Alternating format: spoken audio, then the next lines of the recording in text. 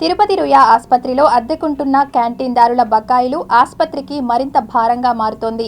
అద్దెలు చెల్లించకుండా కాలయాపన చేయడంతో ఆసుపత్రికి మరింత ఆర్థిక భారం కానున్నది.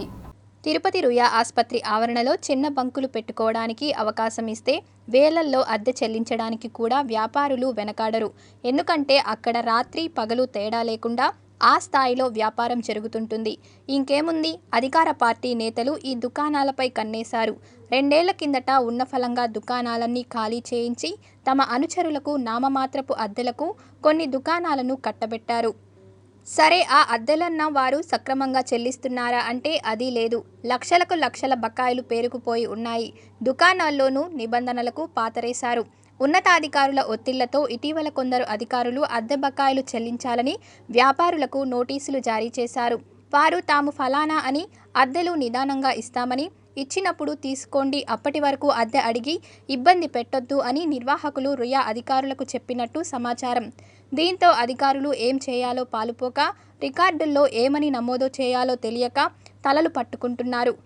మరో విషయం ఏమిటంటే రుయా ఆవరణలో 10 క్యాంటీన్ల వరకు ఉన్నాయి.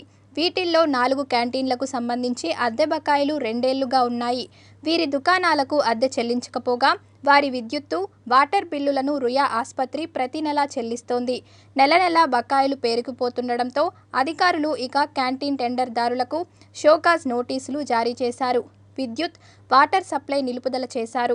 నిర్ణీత గడువులోపు చెల్లించకుంటే టెండర్ నిబంధనల మేరకు చర్యలు తీసుకుంటామని రుయా సూపరింటెండెంట్ డాక్టర్ రవిప్రభు తెలిపారు. ఈ విషయాన్ని స్థానిక ఎమ్మెల్యే, జిల్లా కలెక్టర్, హాస్పిటల్ డెవలప్మెంట్ కమిటీ దృష్టికి తీసుకెళ్తామని చెప్పారు. ఈ షాప్స్ కన్నీ రెంట్ ఇచ్చేది అంటే ప్రజలకు ఉపయోగపడుతుందని ఈ కమర్షియల్ షాప్స్ అన్నీ ఎస్టాబ్లిష్ చేశాము. దానికి హెచ్డిఎస్ వాళ్ళే పర్మిషన్ ఇచ్చాము. దానికి రెంట్ కూడా నిర్ణయించాము.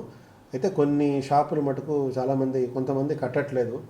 అందుకని వాళ్ళకి షోకాజ్ నోటీసులు ఇవ్వడం జరిగింది.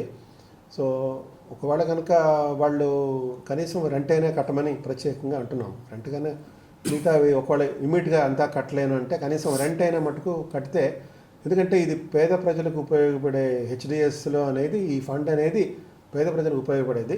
సో వాళ్ళు కట్టే ప్రతి పైసా కూడా మన పేషెంట్స్కే ఉపయోగపడుతుంది. కాబట్టి తప్పకుండా వాళ్ళు రెంట్ కట్టమని మేము ప్రత్యేకంగా రిక్వెస్ట్ చేస్తున్నాము. మేము షోకాజ్ నోటీస్ కూడా ఇవ్వడం జరిగింది. కొంతమంది కడుతున్నారు, కానీ కొంతమంది ల్యాబ్స్ అవుతున్నాయి. మేము మధ్యలో నోటీస్ ఇవ్వడం జరిగింది. కానీ ఇప్పుడు ప్రత్యేకంగా నేను వచ్చిన తర్వాత అంటే చాలా నెలలు బట్టి కూడా నేను అప్పుడప్పుడు అనుకుంటుంటే కూడా వాళ్ళకి మామూలుగా చెప్పడం జరిగింది. ఇది ముందు సూపరింటెండెంట్స్ కూడా నోటీసులు ఇవ్వడం జరిగింది.